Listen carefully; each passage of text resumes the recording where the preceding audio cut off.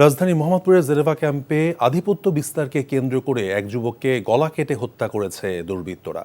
সকাল থেকেই সেখানে দুপক্ষের মধ্যে দেশীয় অস্ত্র নিয়ে থেমে থেমে ধাওয়া পাল্টা ধাওয়ার ঘটনা ঘটে।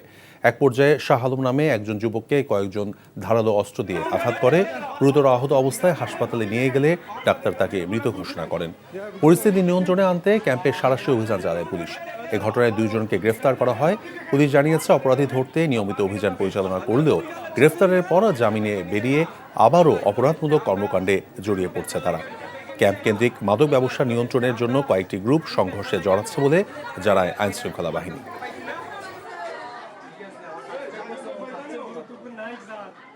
একটা দুঃখজনক ঘটনা ঘটে গেছে, এই জন্য আমরা আরও অভিযান চলবে।